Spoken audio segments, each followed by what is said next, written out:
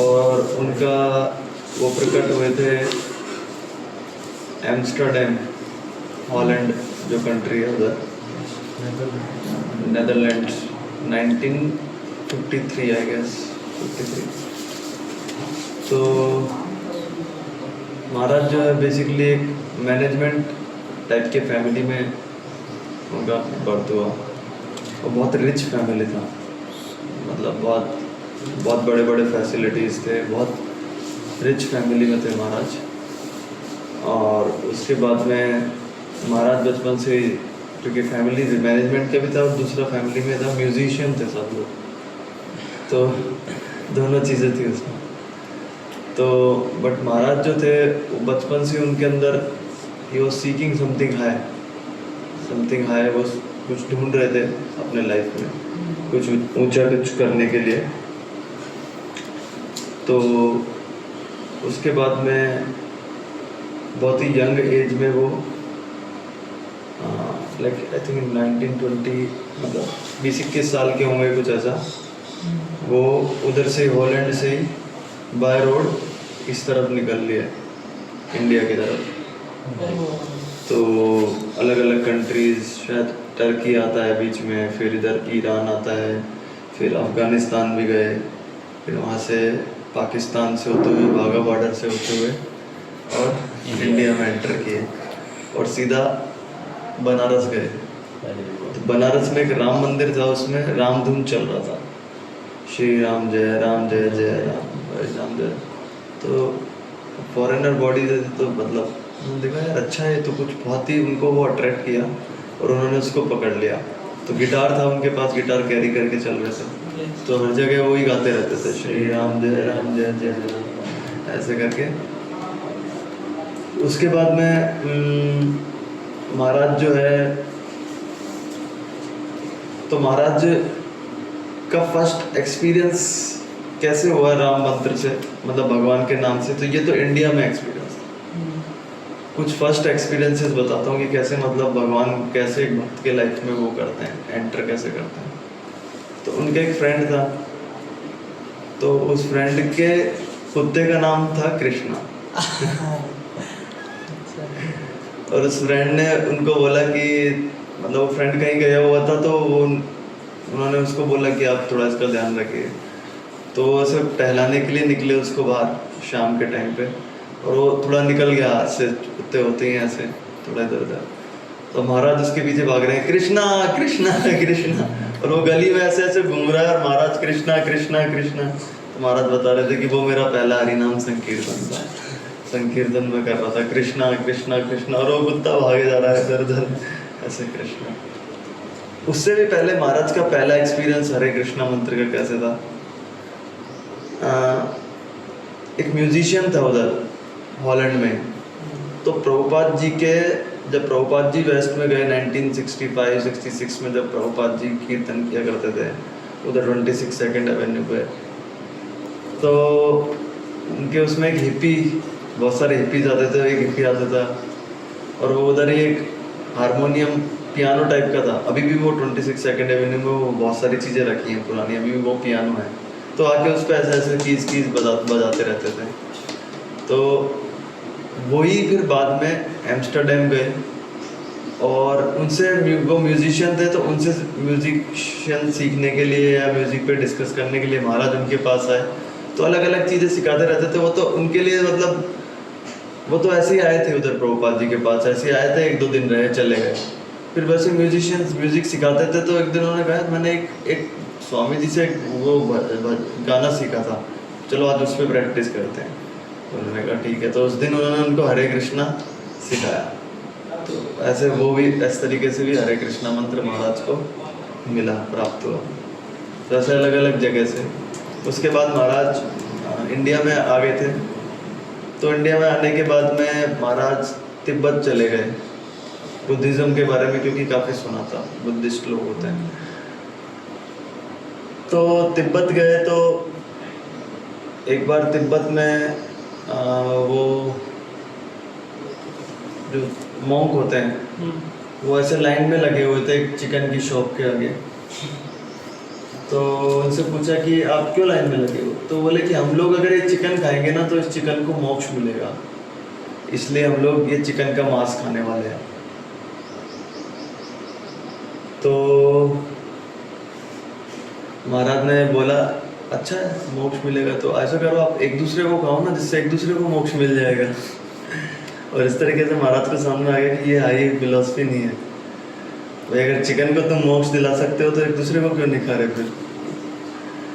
फिर महाराज एक बार जा रहे थे उधर मोनेस्ट्री में, और जहाँ पे रहते थे तो बीच में कुछ लैंडस्लाइड हो गया और रास्ता जाम हो गया। तब फिर महाराज ने वहाँ से वापस आ गए और वहाँ से सीधा फिर कहीं कैसे कैसे घूम के वृंदावन, ये मथुरा आ गए। मथुरा में जब महाराज आए तो वहाँ से पैदल पैदल पैदल पैदल चल दिए वृंदावन की तरफ। तो वृंदावन महाराज ने, अब इंडिया में अपने कस्टम एक फॉरेनर की दृष्टिकोण से देखो आप लोग तो थोड़े उसको वियर्ड लगेगा ये क्या क्या कर रहे हैं, है ना। तो आए महाराज, शाम के टाइम था, तुलसी आरती हो रही थी। तो अब जैसे अपने इस्कॉन में करते हैं कि सब एक दूसरे को बताते हैं ना, चलो चलो प्रणाम करो प्रणाम करो। कोई नया नया आया वो भी एक दूसरे को हम लोग ऐसे ही तो बताते हैं, अरे प्रभु क्या कर रहे हो आप, चलो प्रणाम करो। अरे प्रभु आपने हाथ नहीं धोए, हाथ धो के आओ, ऐसे ऐसे करके। तो महाराज तो अपने गए गिटार पीछे, थोड़ा स्टाइलिश, इतने बड़े बड़े बाल महाराज के, पूरा सोचो एक यंग महाराज पूरा। महाराज से कोई बोला चलो चलो तुलसी को प्रणाम करो, चलो तुलसी माता। महाराज महाराज बता रहे थे कि महाराज ने सोचा है मैं एक पेड़ को प्रणाम करूंगा, मतलब ये करना पड़ रहा है मेरे को। महाराज ने सोचा ठीक है यार, वो लोग क्योंकि डिवोटीज थोड़ा फोर्स कर ही देता है कई बार, तो ठीक करो, तो फोर्स अच्छा भी रहता है कई बार, हमारी फायदे के लिए रहता है। तो महाराज भी ऐसे प्रणाम करते करते सोच रहे थे भगवान क्या क्या करवा रहे हैं यार ये सब। फिर उसके बाद में फिर गौर आरती का दर्शन हुआ महाराज को। गौर आरती का जब दर्शन हुआ तब महाराज बता रहे थे, तब मेरे को लगा कि यार, तब मैंने जब पहली बार दर्शन किए गौर निताई के, तब तो बस मजा आ गया। वो फिर उस टाइम पे जब महाराज ने जैसे दर्शन किए, महाराज ने तुरंत सोच लिया कि होना है। तो जैसे ही महाराज ने दर्शन किया तो महाराज ने सोच लिया कि अब मुझे भगवान की सेवा में, यही मंदिर में सेवा करनी। जैसे ही दर्शन देखा, सोचा अभी तक क्या सोच रहे थे, और जैसे ही दर्शन किया पूरा मूड बदल गया महाराज का। तो महाराज उस वक्त टेंपल ज्वाइन भी ऐसे ही होता था, अच्छा टेंपल ज्वाइन करना है, आओ लाल कपड़े पहन लो, चलो टेंपल ज्वाइन। ऐसे नहीं कि अभी की तरह न्यू भक्ता पहले बेस में रहो फिर ऐसा।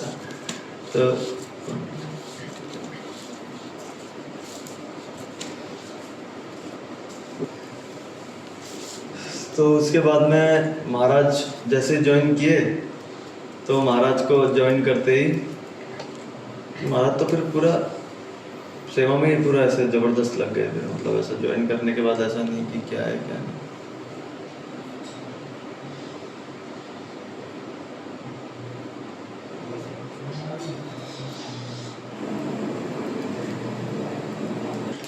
कि फिर महाराज वृंदावन टेम्पल ज्वाइन किए, मतलब आ गए 1978 में। एंड वृंदावन में महाराज ने बोला, फिर महाराज ने सैफरन कपड़े पहन लिए तुरंत, और तुरंत महाराज का जो लीडरशिप स्किल्स थे तुरंत दिख गए, क्योंकि बैकग्राउंड भी वैसा ही था। और तो महाराज को तुरंत उन्होंने गोविंदास का पहले इंचार्ज बना दिया, गोविंदास रेस्टोरेंट जो था। हालांकि उस वक्त सब सीनियर सब प्रभुपाद जी के शिष्य थे उस वक्त, लेकिन प्रभुपाद जी गए जस्ट उनके डिपार्चर से कुछ दिनों बाद ही महाराज टेम्पल में आए, 2-3 महीने बाद। तो फिर उसको गोविंदास का महाराज को इंचार्ज बना दिया। उसके बाद में तुरंत महाराज का लीडरशिप देखा तो तुरंत उनको उसी साल 78 में टेम्पल कमांडर बना दिया। टेम्पल कमांडर, क्योंकि देख लिया भाई ये जो है इनका स्किल बहुत ज़बरदस्त है। तो क्योंकि बहुत मेहनती थे महाराज, और बहुत ही मतलब एक वो होता है ना कि डेडिकेशन, कि अगर कोई सेवा दिया गया है तो उसको कितने डेडिकेटेडली हम कर रहे हैं, जान कितनी लगा रहे हैं उसमें, मतलब कितना उसके बारे में टेंशन ले रहे हैं, वो चीज़ महाराज में था।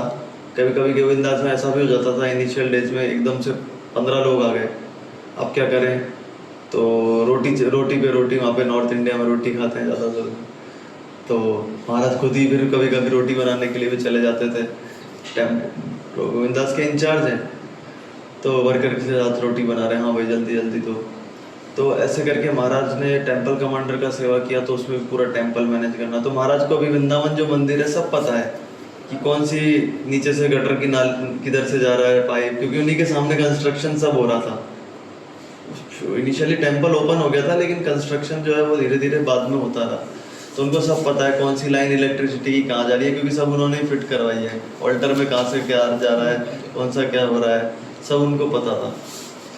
फिर उसके बाद में उन्होंने जिम्मेदारी उन्होंने क्या किया कि जो प्रभुपाद जी का समाधि है जो वृंदावन में देखते हो आप, बहुत ही ब्यूटीफुल है, तो उनको उसका चार्ज दिया गया कि आपको ये बनवाना है। अब अभी तो कंस्ट्रक्शन, अभी इस्कॉन की इतनी जान पहचान भी है, तो कुछ भी परमिशन क्लियरेंस में वो टाइम नहीं लगता। लेकिन आप सोचो कि उस वक्त 1978 में जब सब लोग ये समझते थे ये विदेशी लोग हैं, CIA के एजेंट हैं, इसके एजेंट हैं, और वो है, तो कितना मुश्किल होता था। तो कुछ भी सीमेंट लाने के लिए भी गवर्नमेंट से परमिशन लेना पड़ता था। गवर्नमेंट अलाउ करती थी हाँ 5 कट्टे ले सकते हो, 10 कट्टे ले सकते हो, तो इतना मुश्किल था उस वक्त। तो फिर महाराज को वो जब जिम्मेदारी मिली तो महाराज खुद मकराना जाते थे, राजस्थान में एक जगह है मकराना, मेरे घर के पास में, उसके पास में ही है। महाराज से जब मैं पहली बार बात किया तो मिला, तो मैं पहले जूम पे कॉल हुआ मेरा महाराज के साथ। महाराज बता रहे थे मैं राजस्थान आता था मार्बल लेने के लिए, तो मार्बल लेने के लिए महाराज आते थे। और कई बार ऐसा हुआ है कि मतलब उधर वृंदावन में गर्मी जो पड़ती थी, अभी भी देखो भिलाई में कितनी गर्मी पड़ रही है, अभी आप नॉर्थ में जाओ और वृंदावन में सर्दी और गर्मी इतनी भयंकर पड़ती है, और राजस्थान वृंदावन ये जो एरिया है, तो महाराज खुद ही मतलब वो मार्बल को उधर से ट्रक में से आते थे, तो मजदूर लोग इतना परेशान हो जाते थे कि वो ट्रक के नीचे छुप के बैठ जाते थे, इतनी धूप थी। तो महाराज खुद एक एक मार्बल को निकाल के सबको रखते थे। ऐसे भी मतलब महाराज ने मेहनत किया है। तो फिर वो पूरा समाधि का जो अभी प्रभुपाद समाधि कंस्ट्रक्शन देख रहे हो आप वृंदावन में, तो महाराज को के उसमें लीडरशिप में वो बना। उसके बाद में महाराज जो है फिर मायापुर में चले गए 84 में महाराज चले गए। तो उनके अथॉरिटी जो थे उस वक्त सेवा इंचार्ज, उन्होंने पूछा कि कंस्ट्रक्शन कैसा लगता है आपको। अब महाराज क्या है, महाराज का फैमिली भी कंस्ट्रक्शन वाला था, मैनेजमेंट कॉलेज है, तो महाराज थोड़ा उससे भी परेशानी थे कि यार घर भर में कंस्ट्रक्शन का मेरे को नहीं करना काम वाम। तो महाराज बोले कि आई हेट इट। तो उनको अथॉरिटी बोले ठीक है, तो आज से आप मायापुर में जितना भी कंस्ट्रक्शन होगा उसके इंचार्ज हैं। और इस तरीके से उनको मायापुर में कंस्ट्रक्शन का इंचार्ज बना दिया। अब मायापुर में अब आप जितना भी देखते हो सड़कें बन रही हैं इतनी बढ़िया, इतने अलग अलग भवन है, गीता भवन, गदा भवन, कौंच भवन, तो इसमें सब बहुत कुछ महाराज की लीडरशिप में बना। तो उसके बाद में महाराज को जिम्मेदारी दिया गया है कि अब प्रभुपाद समाधि वृंदावन में तो बन गया, अब मायापुर में भी बनना है। तो अब उसका इंचार्ज कौन बनेगा, तो महाराज ही बनेंगे। तो महाराज ही उसके इंचार्ज बने जो मायापुर में जो समाधि है। मायापुर में समाधि कितना बड़ा है, वो ऐसा नहीं है कि एक जस्ट घर है, वो बहुत कॉम्प्लिकेटेड है। उसके अंदर डोम है, उसके अंदर डायरामा है, उसके ऊपर भी एक एक स्टैचूज लगे हुए हैं, आप देखोगे कीर्तन करते हुए डिवोटीज के, एक एक कंसेप्ट हैं उसके पीछे, बहुत सारे कंसेप्ट दिखेंगे आपको उसमें। आगे गार्डन है, जाने का तरीका है, ऊपर म्यूजियम है, इधर प्रभुपाद जी का डीटी है। तो फिर महाराज की लीडरशिप में वो महाराज ने बनवाया और वो बना मायापुर समाधि जो है। फिर जब देखा कि तो डिवोटी ज़बरदस्त है यार, फायर है ना, आ गए हैं, तो ऐसा ज़बरदस्त इतना उन्होंने सेवा करते थे, वो इतना ज़बरदस्त सेवा करते थे। तो फिर क्या हुआ था उस वक्त वृंदावन में ना कुछ प्रॉब्लम चल रहा था। वृंदावन टेम्पल में क्या हो रहा था उस वक्त कि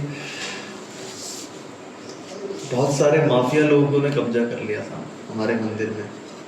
कब्जा कैसे कर लिया था, ऐसे नहीं कि मतलब जैसे डाकू आते हैं हाँ उठा दो शूट आउट, ऐसा नहीं, अंदर ही अंदर जैसे 2-3 लोग अकाउंट डिपार्टमेंट में काम करने लग गए, माफिया लोगों के 2-3 लोग लाइफ मेंबरशिप में काम करने लग गए, 2-3 लोग फंड कलेक्शन में काम करने लग गए।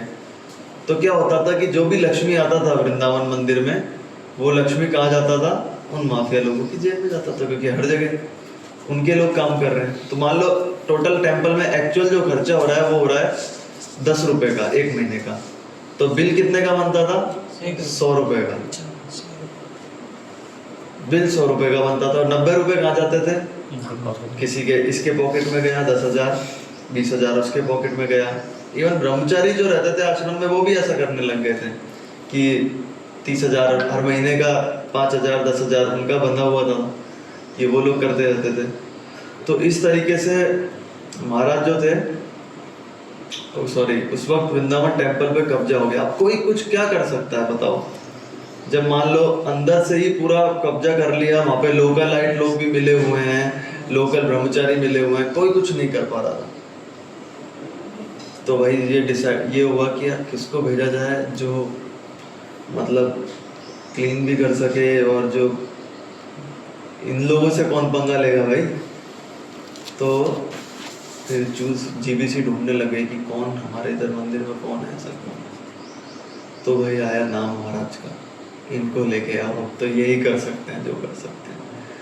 फिर महाराज को मायापुर से लेके आया गया और वृंदावन का टेम्पल प्रेसिडेंट बना दिया 1990 में, 1990। अब महाराज ने सफाई अभियान चालू किया।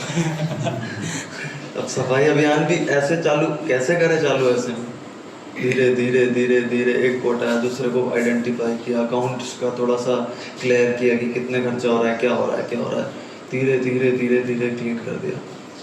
फिर महाराज ने वो साफ हो गया, सब लोग बाहर। कुछ लोग थे लेकिन वो थोड़ा दब गए अंदर आश्रम में, लेकिन सबको ऐसे करके महाराज ने दोबारा उसको टेम्पल को इस्कॉन के हाथ में लिया कि यहाँ पे हमारे हाथ में है। उसके बाद में महाराज ने सोचा कि अब हमको फ्यूचर का, महाराज बहुत सोचते थे कि फ्यूचर में क्या होगा, मायापुर में भी वृंदावन में भी। तो महाराज ने आइडेंटिफाई किया कि फ्यूचर में अगर हमको वृंदावन में इस्कॉन को पकड़ बनानी है तो हमारा जमीन होनी चाहिए। तो अभी जो वृंदावन में पीछे की तरफ जो जमीन है, गौशाला, एक तो गौशाला की जमीन थी, उसमें से कुछ जमीन तो पहले की थी, लेकिन बाकी की जो पूरी जमीन है वो महाराज ने खरीद ली। और उसके लिए पैसा कहाँ से जुगाड़ किया, इधर उधर से किसी से रेंट उधार लेके, किसी से वो करके महाराज ने जुगाड़ करके ये सब पहले महाराज के माइंड में है कि जमीन जरूरी है, इसको उनकी जमीन होनी चाहिए, तब जाके हम गुरुकुल बना सकते हैं, क्या क्या बना सकते हैं। फिर अब वो तो जमीन दूर है, अब जमीन एक पास में होनी चाहिए। भाई मंदिर को एक्सपेंड करना है ना, मंदिर तो इतना सही था। तो ये जो बलराम हॉल था, मतलब आप लोग देखोगे तुलसी गार्डन है, तुलसी जी का, गए हो वृंदावन मंदिर? कब गए? गए थे ना, ठीक है। तो मंदिर के सीधा राधा श्याम सुंदर वाले गेट से निकलेंगे हम लोग, तो अभी पूरा तोड़ दिया है वो आश्रम वगैरह वो सब। तो वो पूरा जो जमीन था वो एक आदमी का था जिसका नाम था केडिया, उसका पूरा जमीन था। ये बलराम हॉल जो था, ये सब पूरा जो जमीन था, ये सब केडिया का था। पीछे का जितना भी ये जमीन है, तो मंदिर यहीं तक था। तो अब महाराज को ने सोचा इस जमीन को लेना है मंदिर के लिए, प्रभुपाद जी के लिए। लेकिन पहले वृंदावन में क्या होता था, सौदा जो होता था माफिया के थ्रू होता था कि हम दिलवाएंगे तुमको, और कितना हमारा कट होना चाहिए, हमारा इतना कट होना चाहिए, आधा पैसा हम लेंगे और आधा पैसा बिल्डर, यानी कि आपको एक तरीके से डबल पैसा देना है। महाराज ने बोला मैं तो एक पैसा तुमको देने वाला नहीं, आ जाओ कर लो जो करना। तो वो लोगों ने लेकिन खूब टांग अड़ाने का प्रयास किया, जमीन का सौदा नहीं होने देंगे, नहीं होने देंगे जमीन का सौदा, माफिया लोगों ने। लेकिन महाराज ने बोला नहीं करो, जमीन का सौदा तो करवाया। फिर कैसे तैसे इधर से दिमाग लगा के जमीन इस्कॉन के नाम हो गई। अब माफिया लोगों को क्रोधित थे है ना, और वो पैसे मांगने लगे कि आपसे 1 करोड़ रुपए देना है। अब सोचो ये बात है 94-95 की। 1 करोड़ रुपया उस वक्त, ये मान लो अभी का 15 करोड़ रुपए जितना, 15 करोड़ रुपए जितना। 15 करोड़ कितना होता है? मैंने कहा प्रभुपाद जी के पैसे में से 1 पैसा भी नहीं दे सकता मैं तुमको। तो क्या हुआ कि महाराज को उन लोगों ने गोली मार दी। तो महाराज के गोली लगी है। महाराज जब स्नान करने गए थे तो गोली लगी। फिर महाराज को गोली लगी तो पूरा मतलब महाराज बाथरूम में जब नहा रहे थे तब उनको गोली मारी। तो बाथरूम में से आए बाहर महाराज और सीधा उनको हॉस्पिटल लेके आया गया। खैर उस वक्त मथुरा में क्या है, गोलीबारी चलती भी रहती थी, तो डॉक्टर जो था एक्सपर्ट हो गया था अब कैसे इलाज करना है, तो उसको पता था कि कैसे करना, उसने तुरंत किया, लेकिन बहुत भयंकर डैमेज हो गया था। और फिर क्या हुआ, उधर का डीजीपी आया जो मेन था मथुरा का,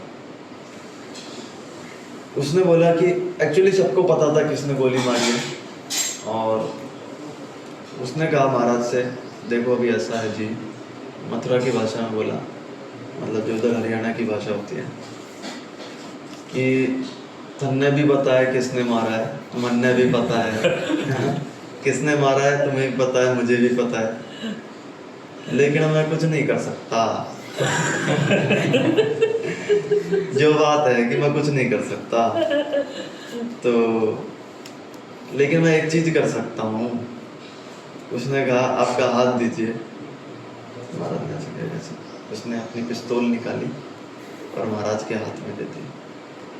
बोला तन्ने जो भी करना है उसके साथ, उसके दोहरे कुछ भी करो, मतलब इसको मारना है मारो, तुमको खुली छूट है, तुमको कुछ भी केस नहीं होगा, तुम आराम से उसको ठोक के आओ, तुमको पता है कौन है। महाराज ने उसको वापस गन दे दी, बोला मुझे कुछ भी रिवेंज नहीं चाहिए। तो ये साधु का एक स्वभाव होता है कि कभी भी उसके अंदर बदले का भाव नहीं होता है कि बदला लेना है। महाराज चाहते तो ले सकते थे बदला, है ना, स्पेशली बाद में तो आराम से ही ले सकते थे, बाद में तो इस्कॉन भी इतना पावरफुल हो गया था, कोई बदला लेना चाहता है तो फिर महाराज जैसे व्यक्ति से तो आराम से बदला लेते, अगर वो होते तो फिर कैसे बदला लेना है। लेकिन महाराज ने बोला कोई नहीं। महाराज से बाद में जब पूछा गया महाराज आपको क्या लगा उस वक्त, तो मतलब देखो हम लोगों के साथ कोई बुरा कर देता है तो हम कैसे उसको तुरंत, इसने ऐसे किया, इसने, महाराज ने पता क्या बोला, महाराज ने बोला कि मेरे हार्ट के अंदर कुछ इम्प्योरिटी थी, शायद उसको जाना था, इसलिए वो जरूरी था। तो महाराज ने बोला कि मेरे अंदर शायद कोई कमी थी, ऐसा महाराज का भाव था। तो ये सब चीज़ सीख सकते हैं हम लोग। एक साधु का स्वभाव होता है तितिक्षवा कारुणिका सुहृद सर्वदेहिना अजात शत्रवा शांता साधवा साधु भूषणा। तितिक्षवा टॉलरेट करने की उसके अंदर क्षमता होती है। एडवांस डिवोटी जो होता है उसकी यही एक कैरेक्टरिस्टिक होता है, कैसे एक एडवांस डिवोटी को पहचाने, टॉलरेट और फॉरगिवनेस। प्रभुपाद जी लिखते हैं फॉरगिवनेस जो होता है वो सिम्टम होता है एडवांस डिवोटीज का, क्षमा कर देते हैं वो लोग।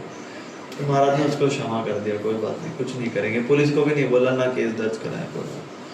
फिर महाराज वहाँ से सीधा साउथ अफ्रीका चले गए और उन्होंने 1997 में संन्यास ले लिया। फिर जब संन्यास ले लिया तब तो भाई साहब उन्होंने फिर, अब सोचो, उन्होंने चालू किया प्रचार कार्य।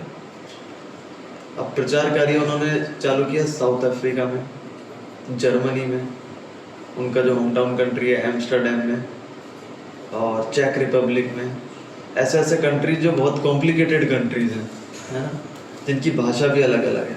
तो महाराज ने क्या किया, महाराज ने सारे कंट्रीज का भाषा सीख लिया। तो महाराज को कौन कौन सा भाषा आता था, उधर का जर्मन, चेकिया, डच, इंग्लिश, और भी 2 3 4 5 जो भी उधर का लैंग्वेज था, हाँ वो सब आता था। उसके अलावा हिंदी, बंगाली, ये सब भाषा भी महाराज को आता था। बस कई भाषा आता था महाराज को। मेरे से भी कई बार हिंदी में बात करते थे, बांग्ला कोई मिलता था तो बांग्ला, ठीक है, उसमें बात करते थे। महाराज ने ऐसे सीखा, प्रचार करना चालू किया। महाराज क्या स्पेशलिटी एक ये था प्रचार करने में कि ऐसे आदमी को लेके आते थे जिसको देख के लगता था यार इसको कौन ने भक्त बना दिया भाई, ये कैसे भक्त बन गया। मतलब कई डिवोटीज को हम ऐसा नहीं है, पहले ही रिजेक्ट कर देते हैं, भाई इसको प्रचार मत करो यार, ये इसको सीधा साधा लड़का पकड़ो, ये तो नहीं है प्रचार होने वाला।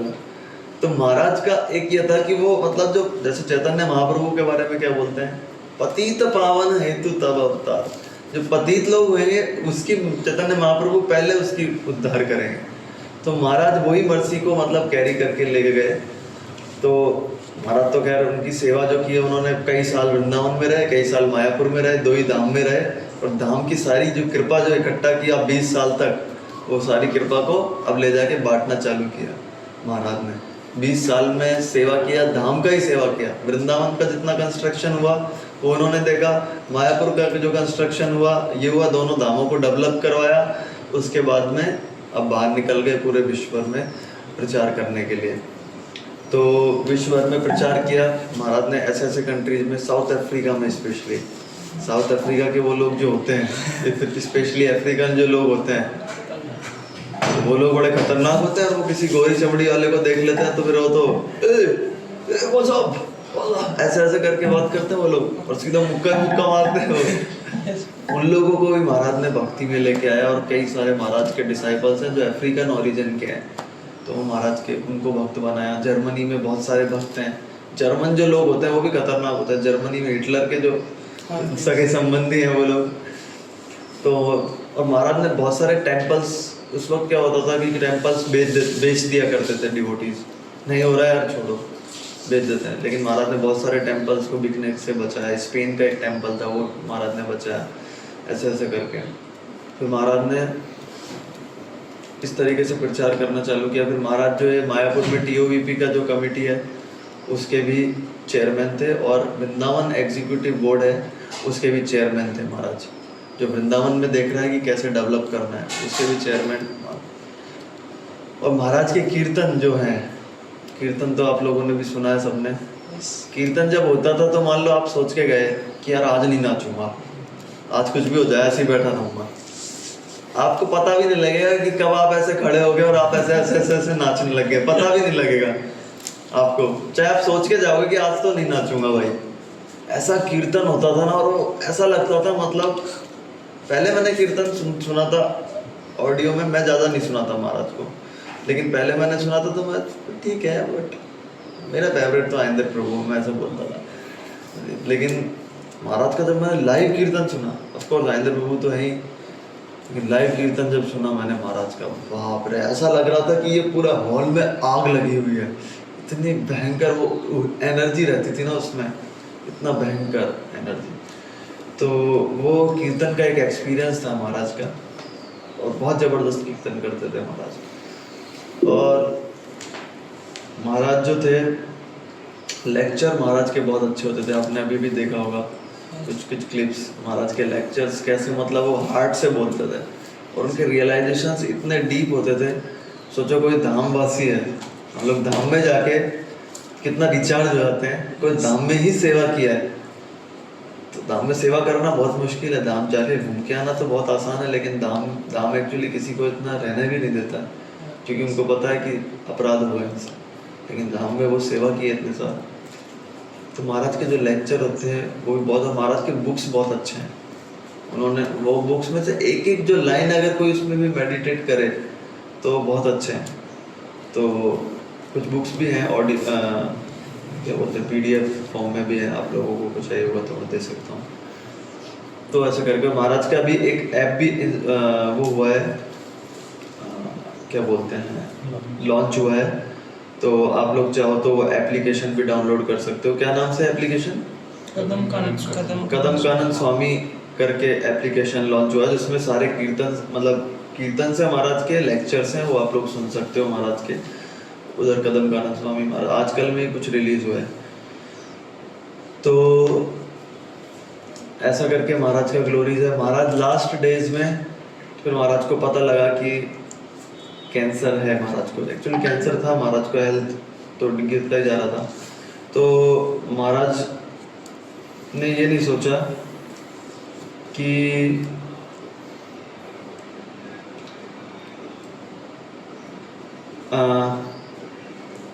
उस वक्त मतलब कैसे, मतलब महाराज फुली सरेंडर थे एक्चुअली भगवान को, और जैसे हर चीज़ मैनेज अच्छे से करते थे, तो फुली सरेंडर इतना थे कि महाराज ने पूरा प्लान किया हुआ था।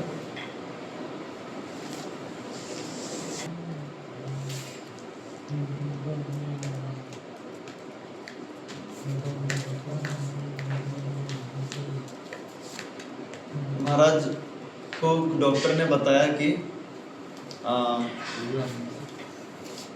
आपको वही कैंसर है और आपके पास इतना टाइम बचा है, 9 महीने बचे हैं। तो अगर हमको कोई ऐसा बोले तो हम एक बार तो भौरा जाएंगे, मतलब अरे क्या करना है यार, कैसे कैसे, नहीं डॉक्टर नहीं, कुछ तो देखो यार, कुछ तो इंजेक्शन लगा के कुछ हो सकता है। डॉक्टर ने बोला भी कि अगर ये कीमोथेरेपी करोगे तो जिंदा रहोगे, लेकिन वो मतलब ऐसे रहोगे जैसे बेड पे रहता है ना आदमी, होता है। मैंने कहा वैसे जीवन। महाराज ने बिल्कुल उसको आराम से स्वीकार किया, अच्छा ऐसी बात है, ठीक है। तो महाराज ने जो जो चीज़ें कर रहे थे महाराज, तो महाराज ने न्यूयॉर्क में भी एक टेम्पल है, वो महाराज उस वो प्रोजेक्ट पे लास्ट में काम कर रहे थे, न्यूयॉर्क टेम्पल। न्यूयॉर्क में जो टेम्पल था वो प्रभुपाद जी के टाइम का था, न्यूयॉर्क टेम्पल।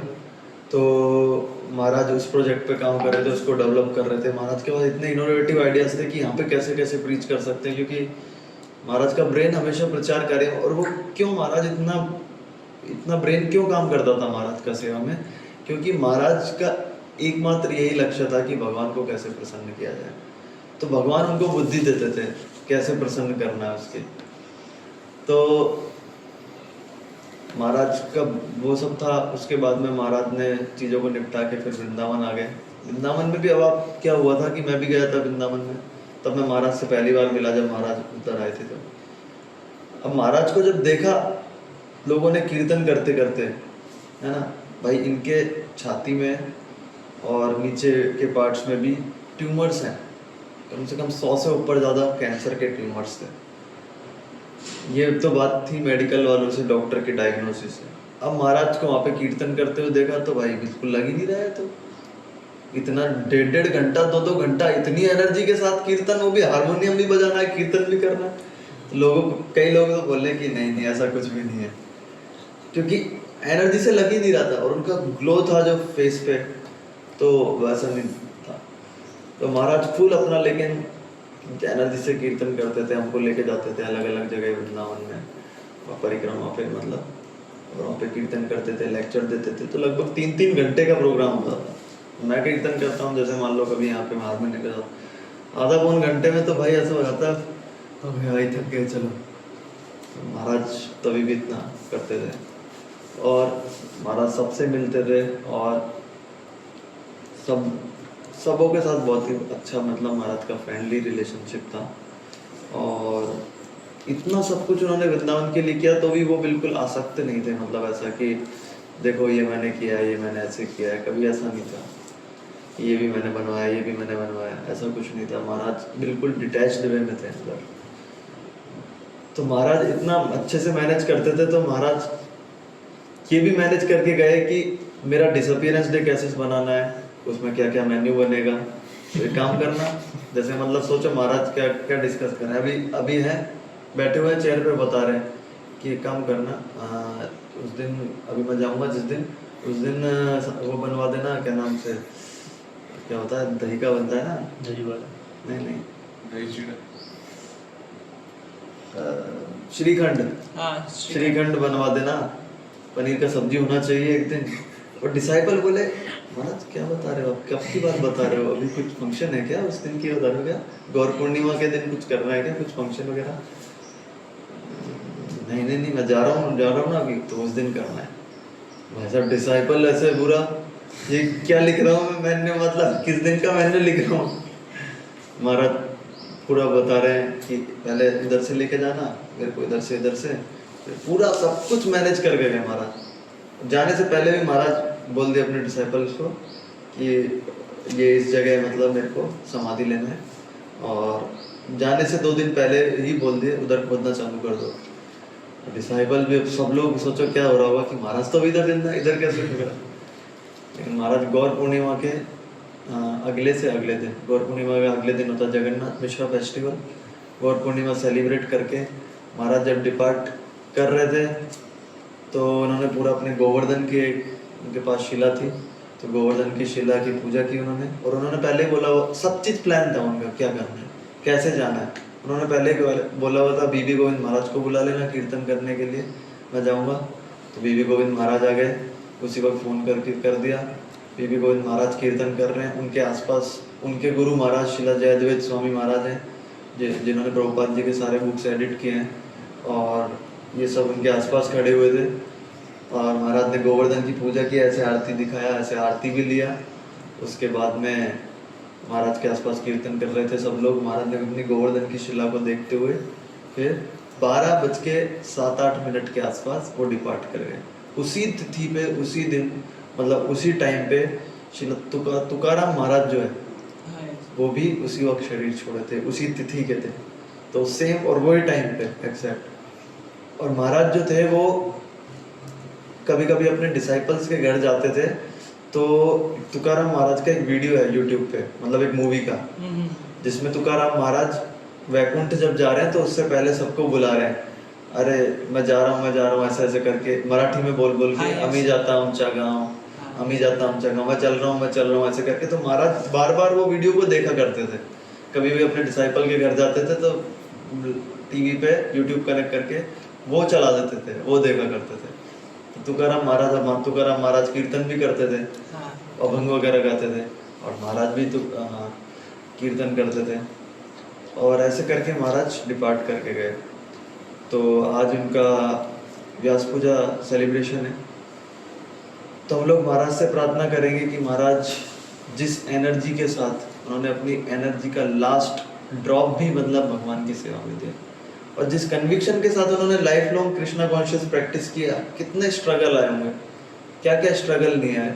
सोचो आदमी ने भगवान के लिए किया और उसी के लिए उसको गोली पड़ गई, तो भी मतलब ऐसा नहीं सोचा महाराज ने यार क्या है कि भक्ति, यार एक भक्ति करो, ऊपर से भी दुख भी आ रहे हैं जीवन में, कभी ऐसा नहीं सोचा। कितनी प्रॉब्लम आती थी शुरुआत में, वृंदावन के दिनों में इतनी गर्मी पड़ती थी, कोई पंखा नहीं, कोई कूलर नहीं, सामने कुआं था उसके पानी से नहाते थे ऐसा। तो इतना संघर्ष करने के बावजूद भी महाराज भक्ति कंटिन्यू किया, और आगे जाके संन्यास भी लिया महाराज ने, और संन्यास भी कंटिन्यू किया महाराज ने।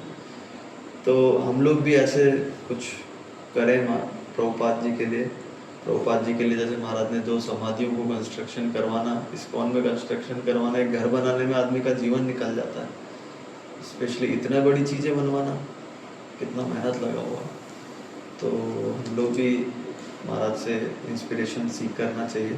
तो महाराज के कुछ लेक्चर्स हैं, वीडियोस हैं, आप लोग देख सकते हो। एप्लीकेशन भी है कदम्बानंद स्वामी करके, और किसी को डोनेट करना है तो कदम्बा फाउंडेशन करके भी है महाराज का, कदम्बा फाउंडेशन वेबसाइट पे आप जाके उधर आप महाराज के कदम्बा फाउंडेशन में जो भी डोनेशन जाता है वो अफ्रीकन प्रीचिंग के महाराज के जो प्रोजेक्ट्स हैं, तो महाराज की बुक सीडीज़ हैं, उसके लिए जाता है।